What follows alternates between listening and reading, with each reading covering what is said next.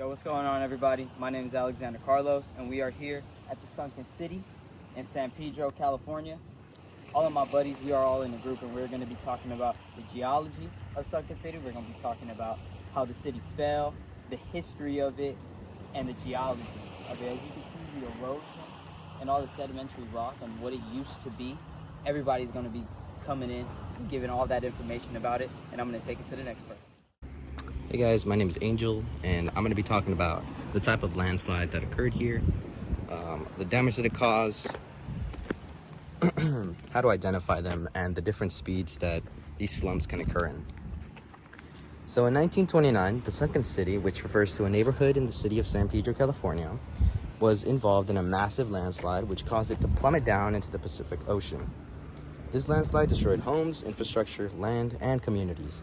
It was later found out that this landslide was actually a rotational slump, which is a type of landslide where a mass of rock and soil moves downward along a curved surface.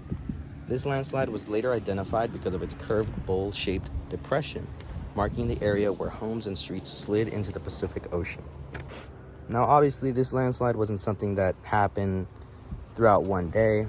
This landslide was actually something that occurred throughout several months, weeks, and days. And we know this because of the events that were happening around the terrain, which caused it to eventually start moving at about 11 inches a day. The landslide actually took a few months to develop, and weathering was one of the main factors to its acceleration and eventual collapse. Rotational slumps can occur at different speeds, usually taking around a few months or even years to fully stabilize. These types of slumps usually occur in slow motion, which refers to the speed of the slope fully developing. Some events like weathering, which involve rainfall and heavy storms, can gradually speed up the processing of these landslides because weathering actually causes the terrain to turn heavy and turns the soil into a more slippery material, which causes it to slide downward. Another factor could be earthquakes, whether small or not. They do make a difference and are also a main factor when it comes to the stabilization of landslides. One of the few ways to identify a rotational slump would be to look if the slump is spoon-shaped or curved. And rotational slumps often occur due to when the internal strength of the material, which is normally loose, is overcome by its own weight. What's up, guys? My name is Victor Gomez, and I'm going to be talking about what actually happened to the sunken city of San Pedro and what happened to it geologically. So first, this entire area is built on weak, ancient sandstone and shale, which is a rock that is very, very weak. An example would be like this right here. This is the rock that it's built on. You just crumble it, and it breaks through very easily. And this is all what it is right here. So over time, these layers have become very, very weak. And when this area was built on top of it, it wasn't stable. And things like the water erosion, rain, leaky pipes, and sewers just overall destroyed the foundation of it. All of these things weakened the rocks over time, but it was just not only this that happened to it. Humans also had a huge impact on it. As I was saying, the leaking pipes that weren't fixed and the sewers just allowed for the water to creep into the cracks of the rocks, and it's like basically stacking up plates with oil in between them, hoping they don't crack or fall, which was basically happening here. And it was before the collapse of the 1920s. The water reduced friction and made the layers more and more slippery by the hour. And when the land finally gave in, it didn't fall straight down. It moved in a curved backwards rotation, and this is known as a rotational landslide.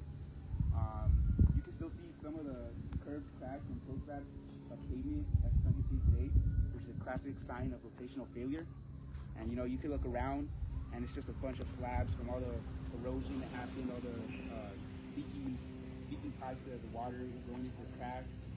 And in conclusion, to sum this up, it was basically lots of things geologically, like the waters, the wave erosion, but also human impacts from the pipes and the sewers leaking into the cracks and causing this whole area to basically fall off and become the Sunken City as we know it today. So in the year 1929, in the coastal region of San Pedro, there was a landslide that occurred, and it carried on to 1930, and many people were displaced from their homes. Many local businesses were lost, and everybody had to evacuate. Everybody evacuated safely, but as we can see here, a lot of the infrastructure, like the roads and some of this big stone, it all eroded and slid down the hill right there.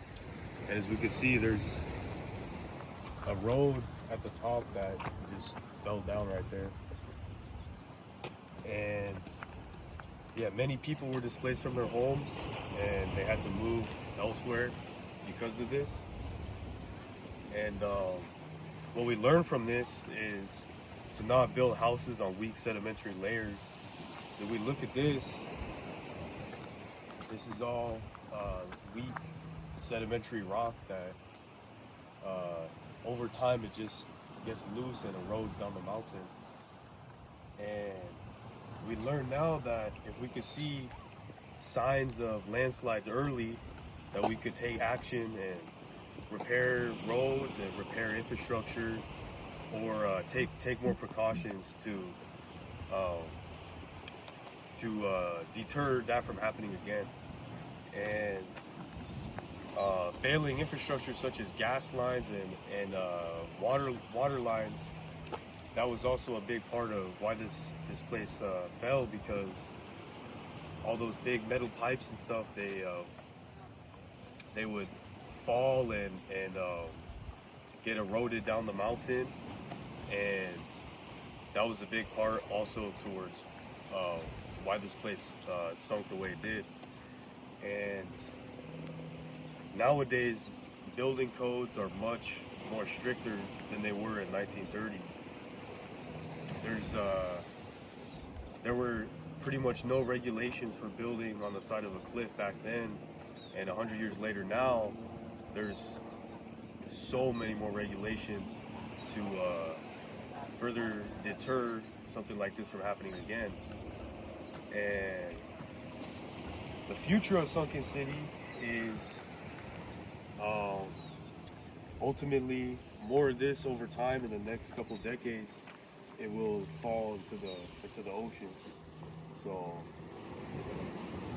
yeah, ultimately we have to learn from our past and make sure that people don't lose their homes and that this doesn't happen again. What's going on, guys? My name is Andres. This is what modern day Sunken City looks like now.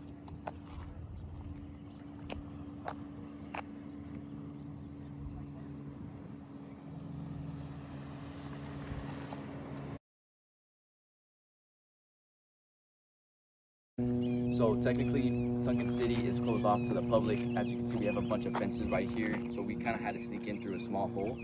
And the reason why it's closed off is due to the hazards. So what happened 100 years ago didn't just magically disappear. Those things are still going on actively today. And that's what I'll get into right now. So instead of closing down this landmark completely to the public, what actually the city of San Pedro is trying to do is they're trying to make it safer for tourists to come in and check out this spot. Because I mean, it is pretty cool. It is a very cool sight to come see. So what they're trying to do, according to the downtown San Pedro Instagram, is that they're trying to make it more accessible to the public and a lot more safer, and try to get rid of a lot of these hazards, which is going to be difficult because you can't really ignore what's already happening, right? We already seen it happen in the past, but they are trying their best because they can't prevent the public coming in, like ourselves, right? We came in here, and as you can see, we have people here as well. It's not only us. They're trying to make it a little more safer for people to come in and visit this landmark.